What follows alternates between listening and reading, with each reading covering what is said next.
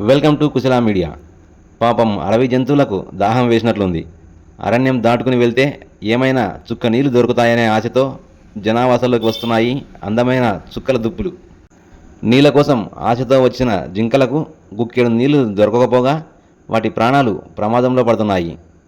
అమాయకమైన జింకలపై గ్రామసింహాలైన కుక్కలు భీకరంగా వెంటబడి తరుముతూ దాడి చేసి ఇష్టానుసారంగా కొరికి గాయపరుచుతున్నాయి. అడవిలోని క్రూర మృగాలపైనే దాడి చేసేంత బలంగా ఉన్న వేట కుక్కల దెబ్బకు సాధు జంతువులైన జింకలు బలవుతున్నాయి.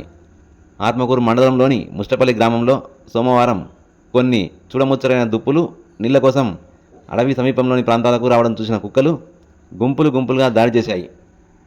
కుక్కల వేగంతో పరిగెత్తలేని కొన్ని జింకలు దొరికి కుప్పకూలిపోగా మరికొన్ని జింకలు నివాస ప్రాంతాల్లోకి వెళ్ళి దాక్కుంటున్నాయి.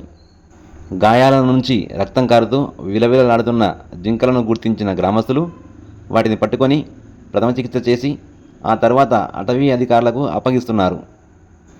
సోమవారం జరిగిన కుక్కల దాడిలో ఒక జింక చనిపోగా మరొక జింక తీవ్రమైన గాయాలతో ప్రాణాలతో కొట్టుమిట్టాడుతోంది. ఇదే గ్రామంలో 10 రోజుల క్రితం కుక్కల దాడిలో తీవ్ర గాయాల పాలైన జింకను గ్రామస్తులు అటవీ అధికారులకు అప్పగించారు.